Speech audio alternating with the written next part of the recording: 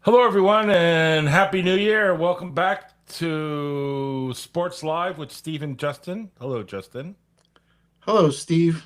Happy New Year. Happy New Year to you. And we have a very, very special guest with us today. So, Matt Bernstein, how are you? I'm good. I'm good, guys. Thanks for having me. Thanks for coming on. Thanks for coming on. Um, Justin, you wanna start? So he's not here the whole time. Let's start with him, right? Yeah, let's get right into it. So, Matt, thanks for joining us. For those viewing, you can find Matt at the Believe in Badgers podcast, Yes, sir. and it's on Wow. YouTube, right? It's on YouTube. Yes. Believe Twitter. is BLEAV. Yes. It's the And platform that they. It's the Twitter, platform they have. It's weird Yeah. because it sounds like believe and you'd spell it like that, but it's not spelled that way. So, Matt was kind enough to join us today to start off the new year. awesome. We're going to discuss the college football playoff. So, I'll kick it off by putting on my CANES Canes hat, because of course we all know they took care of the Buckeyes, which I'm pretty sure Matt will tell you that we always root for Big Ten teams, but probably not the Buckeyes. Like if they lose, where it's not really sad about it. I'm more of a I don't care if Michigan never wins a game for the rest of everyone's life. Ohio State, I'm all right with. It's interesting. I know we're going to jump into it, but I'm excited for Miami. I mean, I wanted a 3 out of 4s to be the Big Ten, but like the landscape of college football, it almost doesn't matter what conference you're in anymore. I mean, sadly, like too much has to change for that kind of to matter anymore. Yeah. It's amazing how they took a great thing and destroyed it. I'm on the side of players should get paid, but when they implemented it with no rules, then it went bananas. They completely took the lid off it. Guys are getting paid not hundreds of. I thought it was gonna be like people get paid 20, 50 grand. You're getting paid hundreds, millions to play. Right. I would have been rich. Now I'm not rich at all, except in life. I'm very happy, but people are bouncing from school to school to school. I think the college playoffs is the only thing kind of tethering guys to teams anymore because you see so many people opt out of bowl games.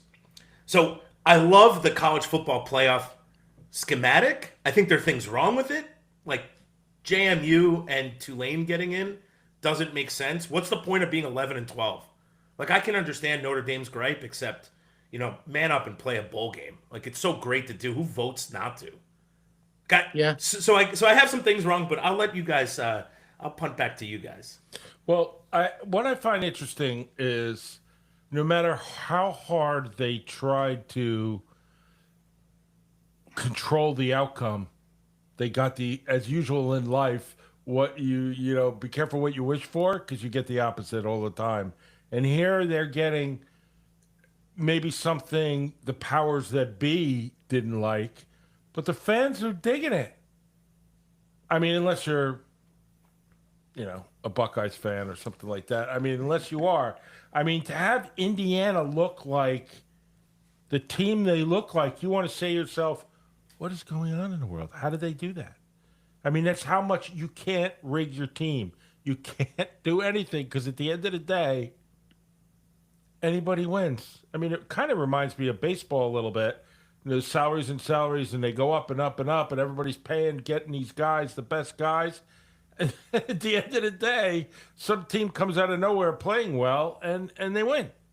So, I don't know. It's just the way I look at it. I don't know if it's the right way.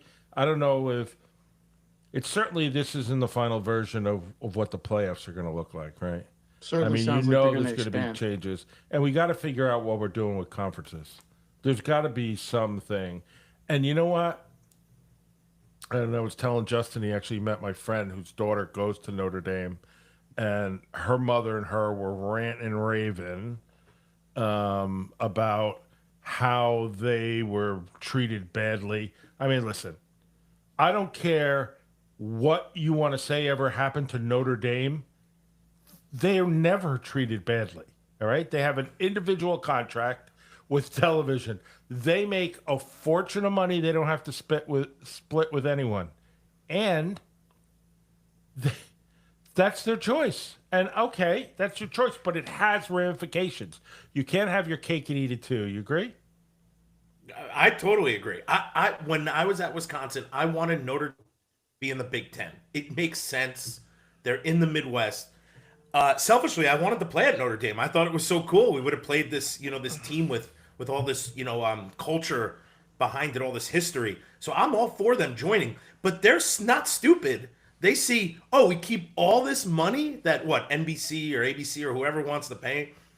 Why would they jump? Now, they would jump because they can't be conference champions of anything and they can get bumped. That's the downside. And that seems to be what happened. But what did they end? 11 or 12? Like it to me, why be 11? Why have that if you have JMU's 20 something is playing in the college football playoffs? That needs to change too. You didn't have the top best Right. teams. You had conference champions. Some conferences don't always need to be like, listen, I'm wearing my Edgemont shirt. You think Edgemont's going to play in Conference A? They're not going to do that. It's nuts. We're B now. We're not playing double. We're not playing big schools. So it just that needs to change. I think Steve, to what you were saying before. The landscape is it's open. It's the open Wild West, and any team can get anybody. And all you need to do is pay some players. And look, Signetti put together a really nice culture, brought the JMU guys he wanted, and he's a winner now. And he's done one of the most massive turnarounds I've ever seen in my life. And if he can, they never had a Heisman. If he can win, it'll be one of the best turnarounds, unless the Jets can do it next year, that I've ever seen in my Don't entire hold your life breath. in sports. That's never going to happen. But it's beautiful what he's done with that team. But I just feel bad about the landscape. But college football playoffs is exciting. It's fun.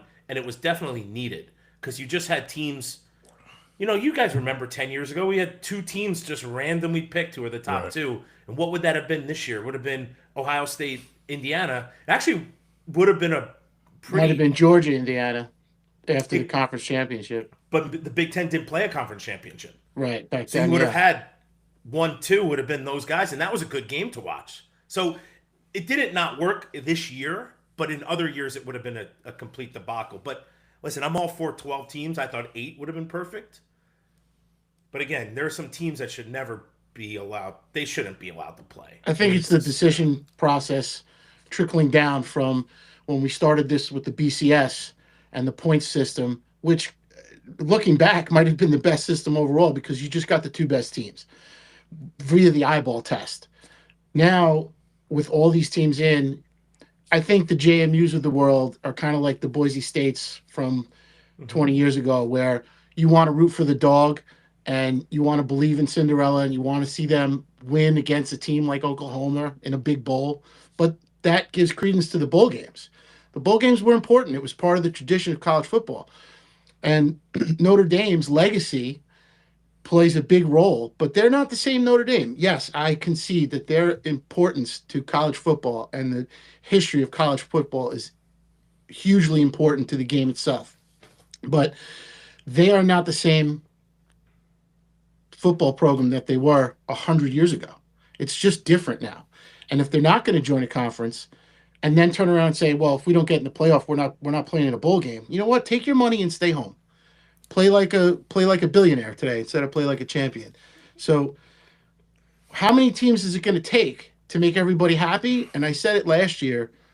I don't need to see a 2 or 3 loss Notre Dame or Michigan or Alabama in the playoff. I just don't. Right.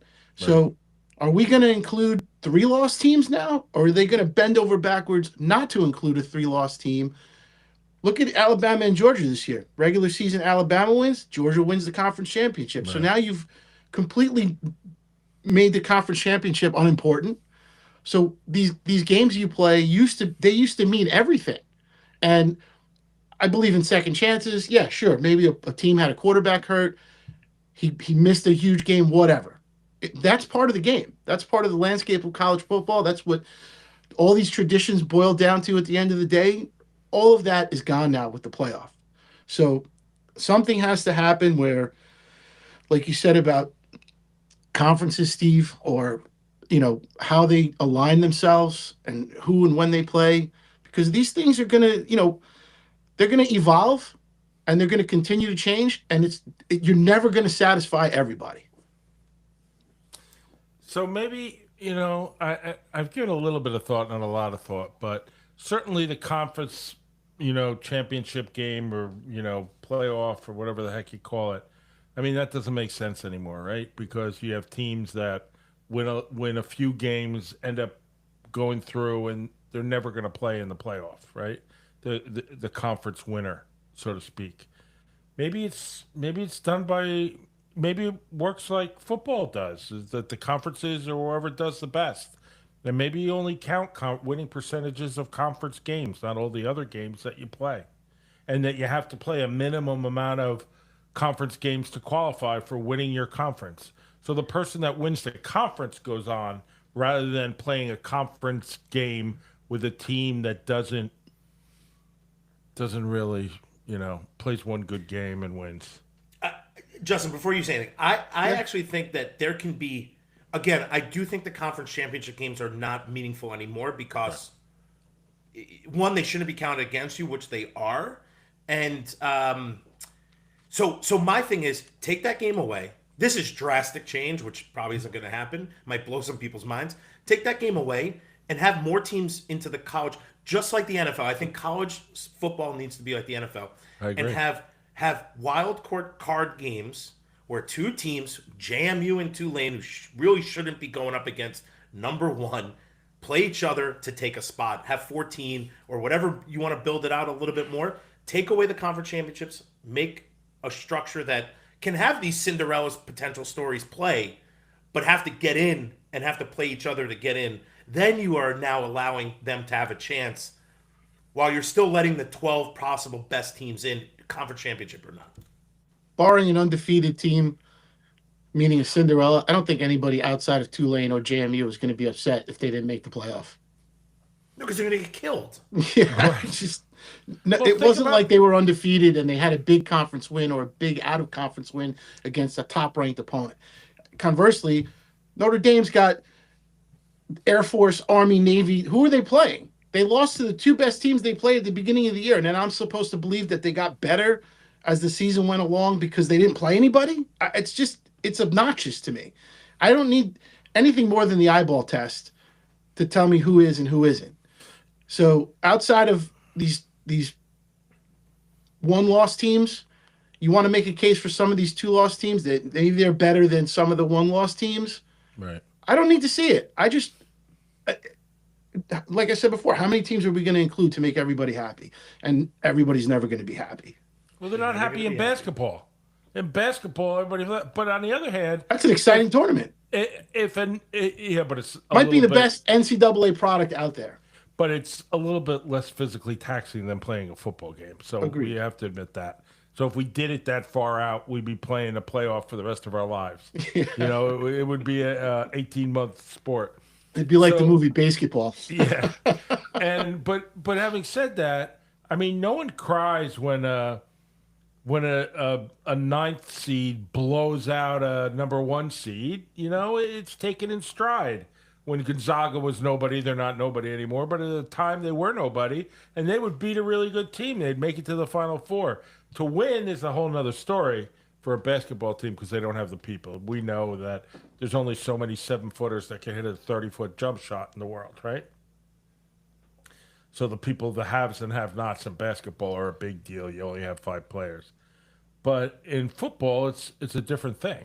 It's really and the best quarterback in the world could still have a bad day, Sure. and the best offense in the world could still play against a defensive scheme that just has their number, kind of like the Super Bowl last year when the Eagles totally had Kansas City's number, and there was nothing they could do. There was nothing they could do. They tried to adjust, it didn't work. That happens in football, happens in football. I'll tell you this. I think, Steve, to your point, I do think, first off, basketball is very exciting. You put five guys on the court, one dude could be on fire from 3-point land, and they beat a number one. So it could happen. What I love about football is that is You can have a wide receiver running back on fire, but you need the other 10 dudes to be doing their jobs. What I love about football is you got the big heavies up front. It's not just the same kind of body type. You got big dudes, you got small dudes, you got kickers. Some of the kickers look like they should be accountants sitting in Wall Street. It's what makes football special. I'm not a proponent of extending the season because it's extremely taxing, but it is to me the most fun, and I think the college football playoffs is special. And I think at JMU team, listen, it's so cool that they were able to get in, but there needs to be a little bit more structure. And I know, Justin, you're hating on Notre Dame, which is fine because I also agree with you. But as an 11 seed or a 12 seed, you don't get in because you didn't win the conference. And Notre Dame's not the only one. I don't remember who 12 is. They didn't get in either. So what's the point of the structure of seeding teams? Yeah. It's all lunacy. I think there are ways to do this. Guys, I wouldn't say I'm a genius, and I think us three could come up with a better scheme for how the college football playoff should be played. And they have to have people who can do it. They're doing what's best to make them the most money. That's what they're figuring out. And it's a money grab, and college football has become the biggest money grab all over. We can go into that for days. I think they just need to align with the NFL and say, we need to make it you are now professional athletes at college, and that's it. And structure it exactly the same as the NFL does it. Well, they're never going to say they're professional athletes. Just Matt, before we cut you loose, and thank you again for joining us. You can find Matt at Believe in Badgers podcast, BLEAV. As a former player, having played in a different system, but looking at this system, what do you think separates playoff teams from teams that just fall just short of getting in? Man, that's a great question. I mean, talent, you got to have the best guys, but you also have the best team chemistry. And you see a lot, look at Indiana. They are playing outrageously well together. They've got some good talent. They got some great talent. How loaded they are. Mendoza is probably one of the best quarterbacks we've seen in a very long time. 6'5", they don't make human beings like that at quarterback. But the team is playing so well together. They have this culture, right? You know, what's his name is a brash guy, Signetti, but he is that's a guy you want to play for. You want to go in there and play for a dude who's like, Google me. I'll show you what's up. You can read it yourself. To me, that's special, right? Ohio State's always been that way, right? Miami not, because they almost got the death penalty about 25 years ago. But, you know, if you look at Ohio State, they get the best players. They might not be there for more than 2 years, and they win every year, right? Oregon's doing the same with Dan, blanking on his name. Lenahan? No, that's like one of my friends from college. Whatever. So the culture is still being built by these teams. You've seen a lot of other teams who don't have culture, who are either trying to pay. Look at Texas A&M, got killed they paid every person on their team $1 million, and it blew up on them. So, so I still think you need to have the culture. You have to have the structure. You have to have the right coaching staff. But the college landscape to me I like the kids getting paid. I just think it's so sad. It's just so. How do you buy a jersey? Yeah. Whose jersey are you going to buy? They're going to be gone next year. You can't.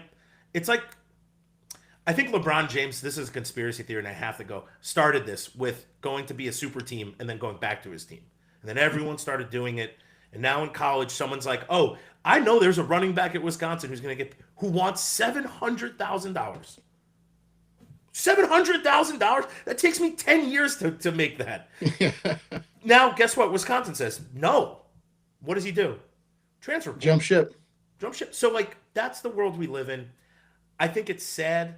Again, I wish they would change it or had some kind of guardrails up prior, but this is where we're at. But you know the answer to that is, well, why should the NCAA make all the money? I don't think they should. First of all, I think the NCAA is worthless. Now today, they are completely worthless. What do they do now? There's no rules. Why are you coming up with rules? I couldn't accept a ride in the snow if I was freezing to death by a booster when I was playing. This is 20 years ago. Now, I can get a free car. That's right. I can get a free tank. If someone wanted to give me a tank, it literally doesn't make sense in this world. Guys, thank you for having me. I would love to come back. Thank you so much. Thanks, Matt. Appreciate it. Happy New Year. Carte blanche. Anytime you want to come back. Thanks, Matt. I would love to. Thanks, guys. All right. Cool. Bye. Do you see how to get out of there? Yep. All right. Okay. There he is. That was Cool, right? great. Yeah, That was Matt will great. come on more in the future for sure, especially for college football talk. Um, I think with the college football, this comes down to, you know, does the college football playoff reward the right teams? Are they rewarding the teams that deserve to be there by putting them in, or are they rewarding teams that have a good resume and are not necessarily good teams? But that's subjective, right? Yeah, Is absolutely. Georgia a good team? Of course, Georgia's a good team. Is Alabama a good team? Of course, Alabama's a good team. They played each other twice. You know, is JMU a good team? They won 10, 12 games, whatever it was. They lost what? 1, 2 games. They won their conference. Okay, they're a good team, but did they deserve to be in the college playoff? Again, it's subjective. And like I said prior to all of this, I don't need to see them. I just want to see the two teams that we know looking on from the eyeball test, Indiana and Georgia.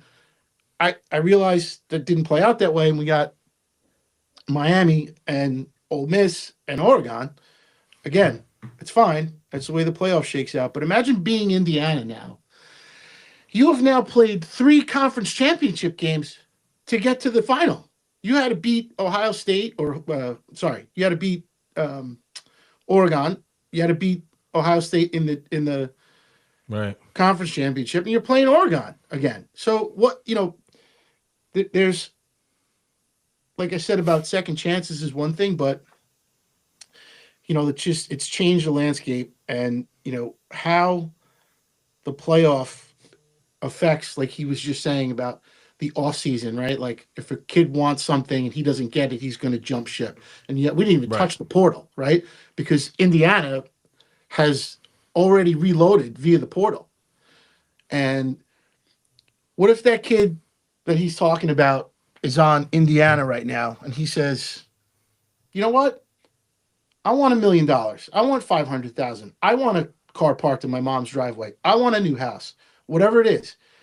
And they tell him no. The portal's open. What if he decides, you know what? They're going to take me at Miami and pay me, or they're going to take me at Texas and pay me. And he decides, I'm not going to play this week because I might get hurt and lose all that. So they have to figure this out, the timing of it, where these things fall, because it really is the Wild West in terms of the college football landscape. And I don't begrudge anybody their money. Go get your money. The majority of these kids, when they leave school, if they even have a degree, when they get it, don't make it in the NFL. They're not going to get a huge payday unless they are able to create a business for themselves or start a business. They better have their education behind them. But by all means, go. I don't begrudge anybody their money. So good for them that they're getting their money. But you know what? You know what's going to happen, and I'm absolutely sure this is what's Corporatism. going to happen. They're going to make these guys are going to make a lot of money, and then they're going to do nothing, and then what's going to happen is they're going to get hammered for tax evasion and Oh, all this tax stuff, all these tax evasions. They're going to owe hundreds of thousands of dollars, and they pissed all the money away, and they don't have a dime, and it's going to be all over the news, and then we're going to re-question what everybody's getting again. I would hope that, because how many times have we seen that kind of scenario where people come into money and lose their money for whatever reason, whether it's tax evasion or just spending or whatever. And there has to be some sort of responsibility factor, especially from these colleges Oh, or even these. colleges don't care. I know they don't care. I know they don't. And when it comes to stuff like that, they go from being kids to adults immediately. Right. So I think if there's somebody out there, a program that has the willingness to protect their athletes the way they should be, that might be the way to encourage athletes in the portal to come to your school, because say, hey, look, we do things the right way. You would expect a school like Notre Dame to have that kind of uh, structure available Right. to their students, right? You might not find that at other schools like Miami, and I'm not trying to dig on them. I it's just Oh, I'll dig on them. historically speaking. Fine. Yeah. So, you know, the other part of this too is the rankings themselves have to come out in late October or November, whatever it is. And these people that rank this committee that ranks these teams, they know what they're doing. They're not stupid people. And I'm not saying that they get the rankings correct. They know how to set up the rankings for the fall. And they did it this year, they did it last year, they do it every year. They know exactly where to place teams to give themselves leverage or hedge that if this team does lose, we can drop them out. If this team loses, we can keep them in. Right. They're not stupid people. So, and they know how to use teams like JMU or colleges like JMU to garner interest and position them so that, well, they're getting in. If they lose, we can easily wipe them out. But if they win, somebody else is going to take the fall. They don't just sit in a room every week and redecide what's happening. They can see it weeks ahead. Right. Well, I think, I think we could leave it there for now with college football. That's where it is. And Sure. we'll talk about it more after the championship. I think the two games we're looking forward to right now are Oregon and Indiana, which is Friday the 9th at 7:30 p.m. And then before that, Miami and Ole Miss, which it's got to be a good game, right? I can tell you that for years, I've always loved watching Ole Miss play in bowl games, especially in late December, because they don't usually play after that. Right. But historically speaking, anyway, I just absolutely love the story right now for Ole Miss, having lost their coach. They basically Right. told him, "You don't want to be here. You can't coach us in the bowl game. Get lost. You can't coach us in the That's playoffs, right. whatever." So, I'm rooting hard for those kids because, you know, this is probably the last time that group of kids is going to play together, and then it'll break up, and some of them probably will transfer to Right. LSU or wherever. So I'm hoping the best for them. Miami, it would be great for the fan base that, especially people like me who hate, the establishment. It would be great for us to see Ole Miss play Indiana. Not that Oregon is necessarily an establishment team, but the fact that they're basically owned by Nike, and Nike has all their uniforms, and that the TV companies, the outlets, whoever's telling Fox or whoever's, they want Oregon and Miami. That's what they want. Right. So I'm against that. So I'm genuinely rooting for Indiana and Ole Miss on top. Me of too. I think that those are my teams too. So we finished the last week of the NFL season. Insanity every week. It seems. Insanity this year. Absolute insanity. I'm sure the NFL would call it parody. Oh, I don't know man. if I would. I don't know what to call it. A couple of things that happened yesterday were bizarre. I mean, first of all, it went down to and it never does. It went down to the last game, the last play to decide something. I mean, you couldn't ask for more if you built the schedule, if you were the NFL. And it came down to that because, of course, like we've spoken about both of these coaches and their coaching ability and decision-making. Tomlin's decision to go for it on fourth down at the end of the first half. I'm usually a fan of going for it, and it's not hindsight, because I was like, man, he's going to go for it. I did like the play call, but obviously when they came to the line, they probably should have been smart enough to get out of that play. If you're going to go for it, why would you not put it in your future Hall of Famers' hands to get you in the end zone one way or the other? And you could say, well, they probably were expecting that. Whatever the case may be.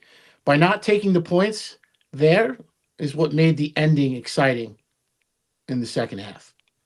Otherwise, they would have been up and it wouldn't have mattered. Yeah, and they missed an extra point and blah, blah, blah, blah, blah. Yeah. But neither of those defenses were very... I mean, TJ Watt, I think, probably had the play of the game where he intercepted Lamar Jackson to put them in that position. But It was sloppy. It was a little ugly.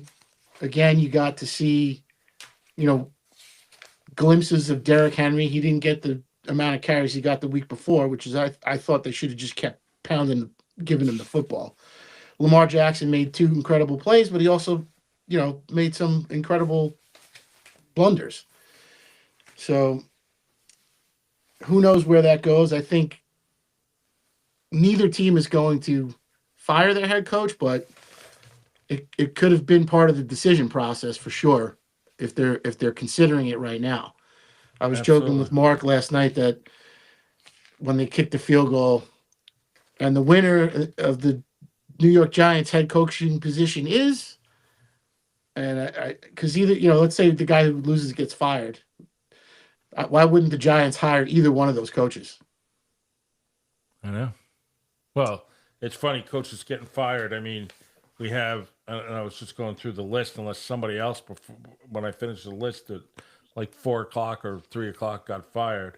I mean, first of all, it started off, Callahan from the Titans got fired in October. Diebold from Giants got fired in November.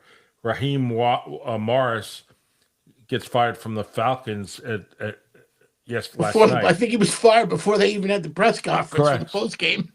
And then Kevin Stefanski gets fired from the Browns today, which everyone was a little bit shocked since he was coach of the year 2 years in a row, wasn't he? Last year, the year before, 2 years ago. Was he coach of the year? Yeah. So, and then I think that he's kind of worn out his welcome in the NFL as Pete Carroll. I mean, he got fired from the Raiders after 1 year. I think they got their number 1 pick, and Tom Brady wants someone in there to have a good relationship with the new. They're going to take Mendoza. I mean, that's happening. Tom Brady loves Mendoza. I forgot about Brady involved in this.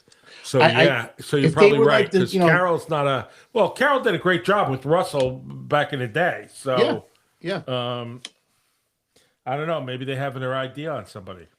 Oh, I don't far and away. I think it's Mendoza. I think Tom Brady's already. No, but I meant for a coach. Oh well, that I don't know. That I mean, you would hope they have the right guy in the hopper, but definitely they're going to take Mendoza, and they probably felt that Pete Carroll wasn't the right fit if they were going to go that route. So we'll see, but I think that was probably, a large percentage of the decision to let him go, because they just gave him a 3-year contract last year, so he's still got 2 years left on his contract. They have to pay him, Right. And in the NFL, money talks. Yep, and Jonathan Gannon, they don't care about that. Jonathan Gannon, because it doesn't count against they don't care about the money. It goes to go against the salary cap. They care less. That's true. Jonathan Gannon gets fired from the Cardinals.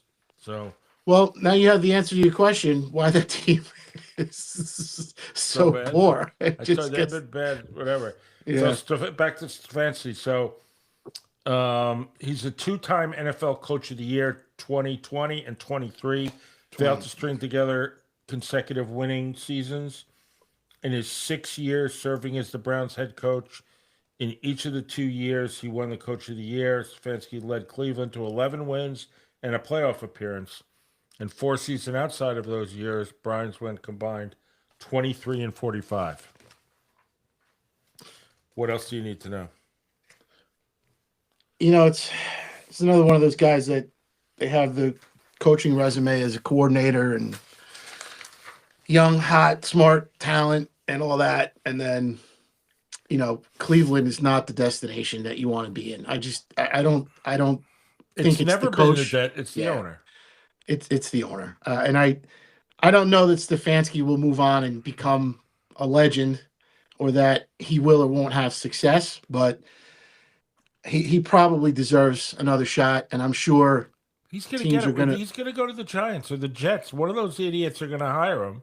Well, it depends on the process, right? I mean, he's probably in the hopper for Joe Shane. It's an easy choice, but the Jets have a head coach. So, as far as we know, I don't think anything's changing there. I don't think anything's changing. And I will put on the black hat and defend Aaron Glenn tonight if you want to go that route. I don't think he because needs to vet. I think any coach that's been in there 1 year deserves a second year. yeah, I believe that too. I listen to some of these talking heads and people that are out there, people at the bar, and I they're upset that he let go of Aaron Rodgers. Guy's 42 years old. What is the future of your organization with a 40-year-old at quarterback? You don't have a Super Bowl team. You didn't have a Super Bowl team last year, and you didn't have a Super Bowl team the year before that, whether he got hurt or not. Well, And that's not and you had on no Aaron offensive Glenn. line. You had no offensive line to support a 40. If you're going to have a 40-year-old lack of mobility at this point, which is going to come to bear next week in the playoff game, when on Monday night they're playing the best front four in all of defenses in Houston. I mean, he's going to be running for his life. Hell yeah. So I'll be surprised if he doesn't get knocked out somewhere along the line. But the other part of that with the Jets, people talking about Robert Saleh, thinking he is or isn't a good coach, and look at the success he has in San Francisco. What do the Jets have in any way, shape, or form that resembles what they have in San Francisco? Unbelievable. Right. Well, first of all, their quarterback is a magic man. Well, he does not things yesterday. not yesterday. I mean, it's not a consistent magic man, but he is a magic man. He's able to accomplish some things that make you shake your head like, wow, how did he do that? The week before he did it. Yeah, sure. Back to the Cardinals for a second. I'm reading about Jonathan Gannon, who got fired. Gannon and the Cardinals, 3 straight sub 500 seasons in his brief tenure as Arizona's head coach. I guess 3 years is not brief in my book, but okay. His most successful campaign was 8-9 in 2024. Wow. He lost 13 games in 23 and 14 in 25, leaving Gannon's head coach record at 15-36. How are you keeping your job? This is the NFL. Yeah, you can't. 3 years? There's The Cardinals' 3-14 record this year, tied with 3 other teams, is the worst mark in the NFL. I don't know that fan base is very robust, to be honest with you. They're horrible. It's a retirement state at best. But this is one of those things, right, where the NFL has to carry organizations like this because of expansion. And along with that comes what they call parity, but to me it's completely diluted everything. Mediocrity? Yeah, it's mediocrity at best. Well, you know what, something else I want to say to you, that you want to go back to the Raiders again with Pete Carroll. Let's not forget he had Chip Kelly as his offensive coordinator. That guy's a fraud. I think Chip Kelly is the biggest fake on the face of the earth. Total fraud. That guy should be coaching a high school team somewhere or a Division III college. I mean, he's been in the. I'd like to look at. I wish I could look it up right now. What he's done, where he's been. I mean, it's like a joke. Why would you hire that guy? He rode his offense from when we was back at Oregon, I guess, his philosophy. Oregon, Notre Dame, wherever. I mean, enough with that guy. I was so happy he went to Notre Dame and lost at Notre Dame. That was just tickled me to death. It was the perfect fit. Remember when he was with the Eagles? I mean, come on. Yeah, I did, and did what? So his coaching career. Well, he wasn't a head coach. Where is he head coach? He was a Columbia. And it's even worse when you consider the parity of the NFL that, his offense should be successful and they should have, players all over the field and scoring all kinds of points. And it's just, he's not. So he went from, in 2007, 2008, he was the offensive coordinator. He was into Oregon 2009 and 2012. Was that with Michael Vick? In Oregon? No, in Philly. Philly? I want to say it was. And Michael Vick had the crazy-ass couple of games I ever remember. He was when he was first with He Philadelphia. It was replaced Andy ridiculous. Reid, right? Yep. And Yeah. then so Kelly's there 2013, 2015. Then he goes to head coach of 49ers. He's there 1 year. 2017 he didn't coach. 2018 and 23 he's at UCLA. Then he gets fired from there and he ends up at Ohio State, offensive coordinator and quarterbacks coach. From there he gets hired as OC at the Raiders. And who did they lose to when he was at Ohio State? I don't recall. And then he is in North. Then now he's at Northwestern. So Is he at Northwestern? I didn't realize he was at Northwestern. When did that happen this year? It must have happened. Must happen now. Yeah. Or he got hired for the future. Yeah. So because Northwestern can't be paying him what the Raiders are left paying him. So overall college is 81 and 41. Overall NFL he's 28 and 35. He's the numbers speak for themselves. Bowl games he's 3 for 3. In tournaments, NFL player he's 0 for 1. I don't know. He's not the guy. He's not any guy. Yeah, it's a lot of nothing. 2-time Pac-10 Coach of the Year, AP 2009, 2010. And what was the Pac-10? You know, come on. I know. AP College Football Coach of the Year 2010. That's when he was with Oregon, right? Yeah. So of course they were a great team. Eddie, I don't know what that means. 2010. That's all his accolades are from. Yep. So good for him. He wrote it for a long time. If he was worth the salt, he would have been coaching in the SEC and winning championships like Nick Saban or even Les Miles or somebody like that. But he didn't. So he was at Columbia in his early coaching year, and then he went to Johns Hopkins. Boy, if that doesn't grab your attention. Wow. I don't know how it happens. I mean, listen, I've seen it in business where people always get other jobs, and I say to themselves, how is this guy vice president, controller operations? The guy never leaves his office. He had, I see it all the time. I want to scratch my head, but Chip Kelly's. Oof. I agree. Just have no use for it. And that's it. That's all I'm going to say about that. So, as far as playoffs, so our playoffs are, I had it all broken down. I think I left it in the other room. But, I mean, you have the Monday night game at Pittsburgh, and everybody's going to be waiting on that. And then you have Buffalo and the Jaguars, right? Or I have it right in front of me. What am I looking at? Yeah, you've got the Broncos got the 1 seed. Yeah. I think the most interesting game is the 4-5 game.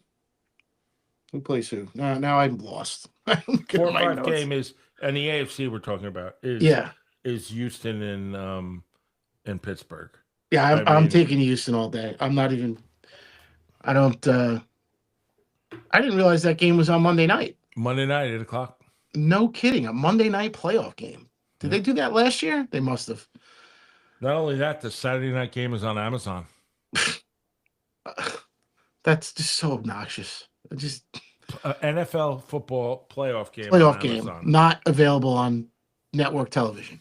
Come on, what are we doing here? Ridiculous. Absolutely ridiculous. I don't know which game. I think it's San Francisco, Philadelphia. I don't recall which one's which. NBC, CBS, ESPN, Fox, Amazon Prime is Bears Packers. Oh, Bears Packers. That's a 7 and 8 game. But to me, a really interesting game is Chargers New England. I think it'll be an interesting game. And I also go ahead. Sorry, finish what you're saying. I also think Rams and Panthers are going to be an interesting game. Yep. San Francisco, who knows if the good team shows up and plays some defense, they may give the Eagles for the run for the money. Well, I'll tell you something. I bet you the odds are pretty good on Eagles right now to win the whole thing. I'll tell you something. The Eagles rested their players yesterday and cost themselves a 2 seed. That's correct. which means you were okay not having to play who? Or did you want to play the 49ers? Because for me, that's a little bulletin board material if you're the 49ers. But, it comes down to that's going to come down to which one of those defenses is going to break first, I think. And if the 49ers that defense is 1 week it's good, 1 week it's just miserable. I don't know. I like the 49ers. I thought 2 weeks ago that especially after the Rams lost to the Seahawks, that the 49ers were going to win the division, and the Seahawks actually put them to bed. So, yeah, that's going to be very telling. We'll see what happens there, because the Eagles could have played the Packers, right? If they win that game yesterday, they play the Packers. The Packers stink. They just stink. I'm sorry. They're beat up. Love is out, right? He hurt, or is he back? I think he's back. I thought it. Oh yeah. Well, you know what? I don't know. But I just, regardless, I just don't think they're, a team you don't want to play in the playoffs, right? The Bears surging, and I'm still going to go with, I'm going to go with what I said earlier in the season, that I think we'll see the Bears and the Rams in the championship game. I thought you said, what happened to Cincinnati? That's the AFC. That's the AFC. But we were talking about Cincinnati. Remember how about this? If you're the Bills, what else could you ask for? Cincinnati's out. The Chiefs are out. The Ravens are out. Not that they couldn't beat the Ravens, but all these teams with talented quarterbacks, et cetera, et cetera. If you're the Bills and you're the 6th seed, road dogs are, and they'll probably be favored against the Jaguars, so watch out. And I like the Jaguars. Quiet 2 seed that no one's talking about. So let me get a few questions for you. How long is it before the Miami coach gets fired?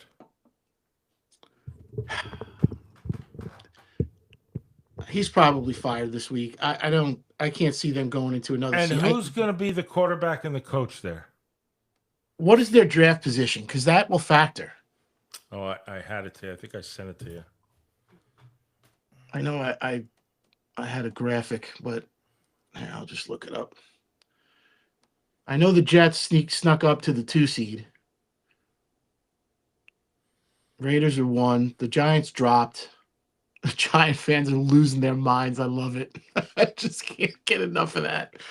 It's, to see a storied fan base or storied franchise, have their fan base lose their minds over whether or not they should win or not win football games at the end of the season. Raiders and Jets, and then Cardinals, then Titans, and Giants fans are saying that the Giants won on purpose so they didn't have to worry about a first-round draft pick, a number 1 draft pick. They won on purpose to get them off the hook. And then Browns and Washington and Saints, but that's all I have. The Saints they might be the worst team, and oh yeah, it's comical. I'll tell you something. There's so much talk about reordering, restructuring the draft, having a lottery, which I think is the absolute worst thing you could do, because we've already seen the lottery does not work. You cannot have a lottery. You want more people saying it's fixed? They can't go there. They just can't go there. The more I think about it, the more I think my idea was the best route, because it protects. I think it just protects everybody. But because the money at the top you have to pay more at the top than you do at the bottom. So, but the Dolphins are where now? They're 11. They had a 4.88 strength of schedule, and they finished under 500. So I don't see how their coach can survive that. I also don't see how they can keep rolling Tua out there every year. I know they paid him a lot of money, but no, forget him. They're not going to roll him out. They can't. They can't possibly do that. You know what? Let me tell you exactly what they're going to do. They're going to send him for his physical. They're going to disqualify him, and that'll make sure that they make a claim against their insurance policy against him. that would be best for everybody, in my opinion, Oh, it wouldn't be good for him. including the insurance company, because what happens when he gets his brains knocked out? Yeah, maybe. So I mean, I'm sure he doesn't think it's the best for him, yeah, but he's got to reconsider that. I mean, I just look. I don't want to knock people. I just don't think he's as good as people say he is, or think he was before he got hurt, or whatever. When you listen to I don't people think he talk was as about, good at Alabama as people say he was. yeah, I don't either. That's where I'm at with that. I was never a fan, and good for him for what he accomplished in his life, and I know he wants more. But if I'm the owner of the Dolphins, the He coach and the quarterback, was he was it's not even a so thought. It's gone. You're gone. he Go was play so somewhere beat else. up when he got Yeah. drafted. They weren't sure he was ever going to play again. He had a chance, and I'm not blaming anybody. I'm not blaming him. I'm not blaming the coach. It's just it's not working for me. From the eyeball test, you got to go. I need a real quarterback in here. I don't need somebody that runs an RPO or can scramble and move on the run and throw on the run. I need a quarterback, and he's not it for me. So let's ask about the two bye teams. We already said, if with Denver, I mean, you're gonna have to go play there now. The air is thin. It's cold. It snows. It's a rough place to play. That is not a friendly place to visit in the playoffs. I agree. And I'll tell you something else about them. They have the third highest strength of schedule, I think, in the entire playoffs. Really? Their strength of schedule was over 500, which I know it's either 400 or 500 depending on what team you are. Like the Patriots have the easiest strength of schedule of all time. Right, theirs was 420 something, 429, I think, or last week. I think it was at 419. I don't remember 419, but now it's 429. But they Patriots beat good teams as well as they beat poor They beat good teams, and the Broncos should have lost to the Jets in wherever they played in Europe. Yeah, and they also should have lost to the Giants, and the Giants, as we know, were not good. So yeah, but I think they're beatable, is what I'm saying. I think their they're quarterback. I really believe that their quarterback is just coming into himself, and he had good and bad days. And I think against bad teams, he had bad days. Oh, you're talking about Bo Nix? Yeah, you're talking about yeah. No, I think he's progressing. I think if you follow the trajectory, you're looking at somebody who has the coach that he needs to help him succeed in the NFL, like we talked about, taking those steps and progressing and moving forward and getting better every week, and turning the corner from where you're the coach's robot to having autonomy in the offense. I think he's right at that cusp now. Right. So we'll see. And Seattle's no party, right? Seattle's defense seems to be all of a sudden on the ball. Yeah, Not that they're they playing haven't very been well all year. I think they're playing even better than they were playing. And Darnold, what are you going to say? If he throws 5 touchdowns, he'll throw 5 interceptions. But the defense makes it up. So how about the fact that he won 14 games for 2 different teams in back-to-back years? Unbelievable. Got to tip your cap to the guy. They can say whatever they want about his playoffs performance last year. It wasn't a fluke that he went 14 and 3 with them, and it's obviously it's not a fluke this year either. Him come back. Who was it? Who did he come back against? The Rams. The Rams. What else do you need to say? Yeah, and unbelievably. Who do you think is seething more, Minnesota fans or Jet fans? Minnesota fans. Got to be. Jet fans are saying same old Jets. I got in the elevator coming in my apartment today, and a guy was making a delivery, and he had a Jets jersey on. I go like, how's that Jet jersey working out for you? He looked at me. He goes, I was hoping you didn't see it.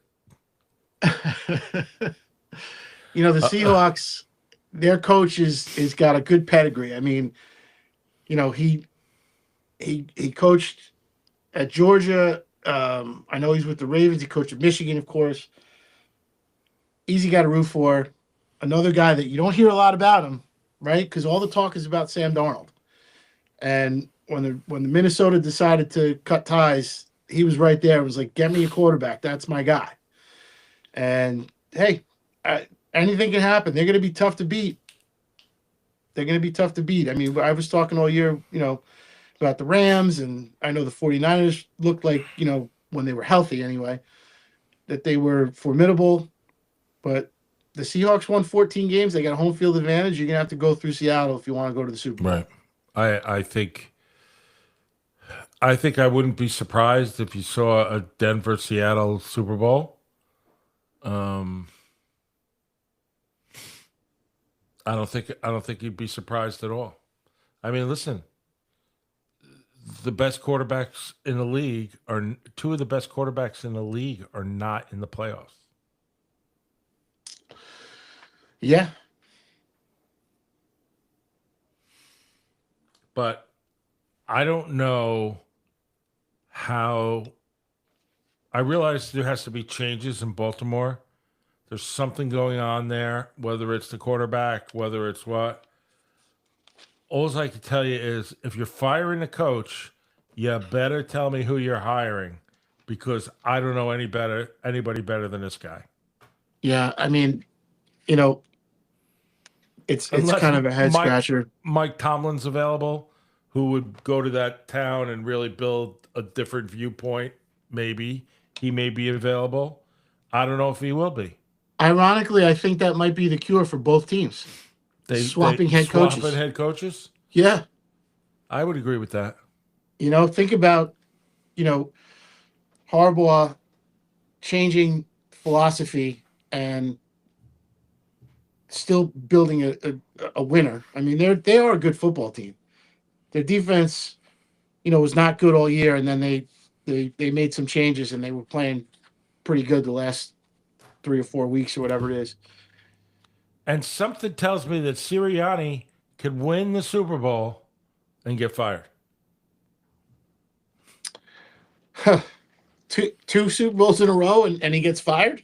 I don't think anybody likes him. That would be unprecedented. I mean, I listen. Did Jimmy Johnson win 2 and get fired? That may be. Well, that's different. He's no Jimmy Johnson, though. He's no.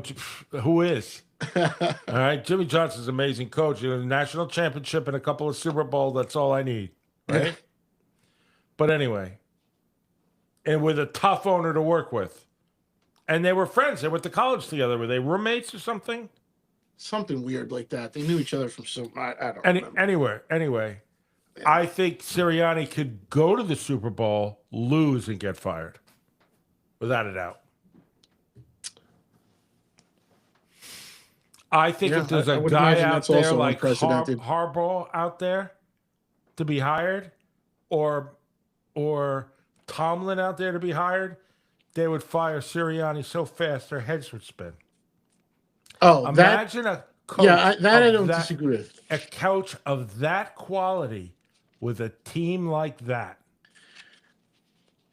Well, we said it about Andy Reid last week, going back to Philly. If things played out that way. I think Andy Reid's going to play. Although one think year too many. Even though I know it'll never happen, the personality of each coach fits the other city, I think, and the fan base better, and the roster. I was watching that game last night, going, man, if these two coaches swapped at halftime, what would the outcome? Would the outcome of this game be any different? Would both teams all of a sudden, it just makes a little sense, a little more sense for me. But yeah, But I have to tell you, I think beyond anything else, when it comes to coaches, especially in the NFL, I think sometimes it's just time. That look at Belichick. It was just time. Well, the Ravens, this year was all about Lamar's health, right? They lost Lamar, and then they couldn't win. They couldn't. They were like stuck in the mud without Lamar. Did you see? And then when he came back, he couldn't get his wheels under him. Did you see the interview after the game? That was very telling. I couldn't believe he said that. That's a softball. Yes, I want my coach back. That's all you have to say.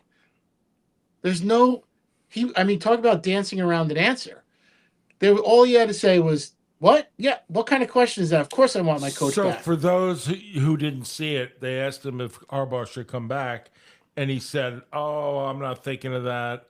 I'm thinking of this loss and what happened." Meanwhile, you can think about it all you want. You lost. He lost. You better start thinking about what you're going to do to stop losing at the It's end of the like, season. yeah. Drop passes.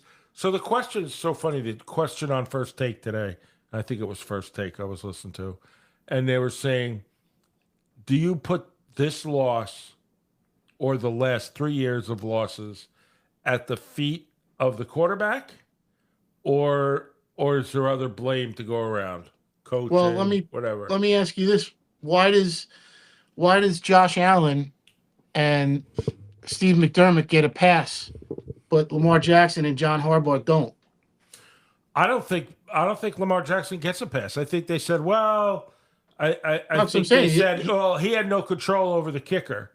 Well, you know what? You know what he had control of? He could have scored more points, so it didn't come down to the kicker kicking the ball. Yeah. That's what it is. He put himself in a position to possibly fail. He put himself in a position to make it a flip of a coin.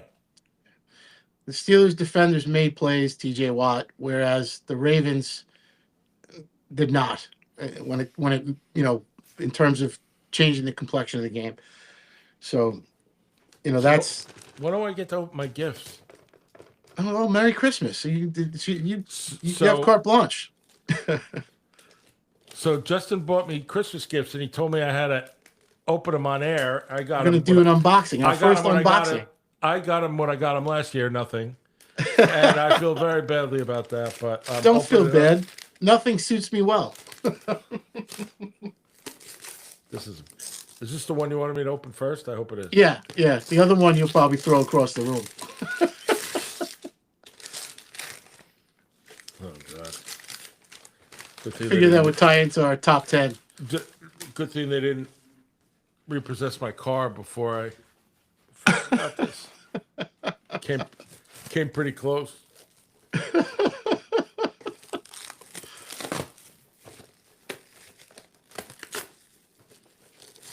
Here he is. Lewis Hamilton. Back when he was with Mercedes. Pop. I figured that would look nice on your desk there. Right in front of the camera. It will. So he was a class act. You know how much money he made last year? $100 million. God bless him. So I think that's going to go right out there when I figure out how to open that box. There's a lot of tabs and this and that. This one you say I'm going to throw across the room? What is it, a boomerang? Yeah, if you might. I don't know. You probably have to put that one on the shelf behind you somewhere if you have the patience for it. It's a Lego. It's a Lego Formula One. Boy, you make good choices. You know what the funny it is? I bought this for Orietta's son because he collects Lego. Oh, no kidding. And when I got it, I kept saying, man, I wish I had bought one for me too. That'll look good right up on that shelf over your left shoulder, I think. Oh, man. I know there's not enough crap over that on that shelf. There used to be stuff, but I moved it somewhere else.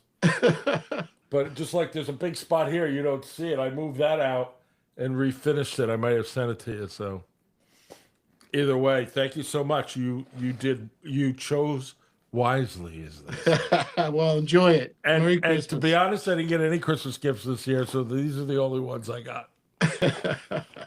Because I always tell people not to buy me anything, because first of all, I'm impossible to buy something for, because I don't really like anything, and the phone was listening. It popped up on my feed, and I was like, you know what? I got to get that. The phone was listening. Maybe the Giants or the Jets could look at their phones before they hire a coach. I forget right? what team it was. It may have been Atlanta. They fired their coach. They hired two different search fields, two different search teams to find one for GM and one for the coach. You know, Isn't that does that sound bizarre to it's you, or is it it? is mind-boggling that an NFL any pro sports franchise has to hire a third party company to go out and find them a new head coach. That's why I was dogging the Jets and the fans for saying that they have to fire Aaron Glenn, because what are you going to do? You're going to let the GM pick? Because the GM picked him, right? Tannenbaum picked your GM picked the coach. So what are you going to do? You're going to fire both of them, go back to Tannenbaum and his company and ask for another GM and coach? They'll never get it right. You know, I love this, right? I can see it on your face. I'm like, and I love the Lego too. Don't think they thought it was fun. I love it. I'm gonna take a picture. So yeah, I mean, listen, I think Lewis Hamilton is one of the greatest drivers ever in anything. There's no question about it. There are some other, Max Yeah, I think Verstappen. that's a top 10 story from 2025. I mean, whatever happened, happened, and I have been, I have been watching, um, I have been watching. If anybody likes F1 and you're not,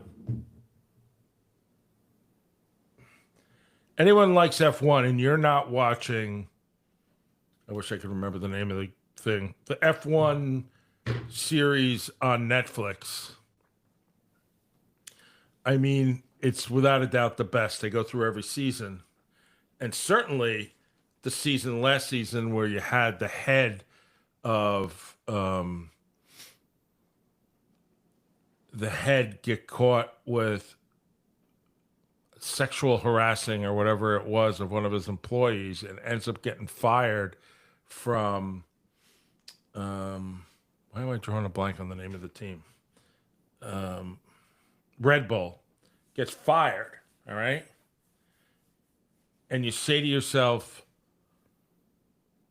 if you've watched the early seasons of the F1 show on Netflix, you saw this guy's life. First of all, he's going to buy back in at Alpine, and he's going to have another team, and Yeah. he's going to run it. But at least that's what the story is out there at the moment. I don't know if it may have already happened. And he was at Red Bull. He gets forced out. If you saw the early shows about him, he has a beautiful, smart wife. They live on this estate with horses and things. He has a picture perfect life. And he's screwing around with some, and we don't know if it's sexual harassment in a way of trying to have sex with someone. I don't know what the facts are, and I don't really care to get into those. But, or he was just hassling the crap out of a woman for no reason whatsoever. I know it's out there. I don't know what the truth is, but These days, it's hard to figure that out without, documentation and whatnot. But yeah, it makes you wonder. and I'm somebody, I've been a monitor, designated monitor for sexual harassment of organizations to to oversee any complaints of sexual harassment and investigating them and issue reports.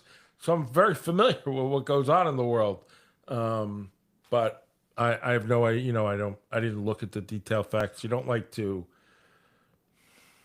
I don't know, glorify any such acts. But when they asked all the owners of the other teams, or whoever the guys that are controlling it, nobody first said anything, and then the owner at McLaren said something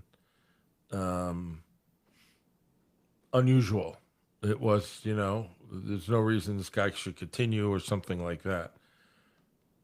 And listen, this is a small group of people that Yeah. control these teams. Yeah. What are you talking? 10 people? 20 people at the outside. So it's going to be a great series, a great year for F1. All new cars. You're going to start seeing them more and more at the end of the month in January. You're going to see them trying to practice racing in February, and I think they race in March. So I'm totally looking forward to it, and I appreciate. Thank you so much for your gifts. They were very kind, My pleasure. Enjoy them. and you bought the right thing, which no one ever does. So I appreciate it. Thank you. You bet. All right. Are we good? Do you want to go into anything else, or Did you want to run down the top 10 moments of 2025? Or I know we talked about that. Why don't we save it for next week? yeah, all right. Only because we did so much on college football already. So Yeah, all right. So here we are. sounds Thank good. you so much. Thank you for bringing in that guest. Any other people you want to bring in? Good. I'd love to have it. So Yeah, it's a lot of thanks so fun. much. Happy New Year to everybody. Happy New Year to you, Justin. Thank you. Happy New Year, Steve. All right. And we'll see you all soon. Catch you next week.